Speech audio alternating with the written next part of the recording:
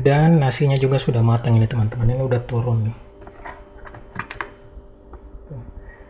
Nah ini nasinya, cuma saya lihat agak lembek gitu, mungkin tadi kebanyakan saya taruh airnya, tapi ya nggak apa-apa lah, masih normal. Oke, saya mau langsung sendok aja di piring biar nanti pas dimakan itu sudah hangat.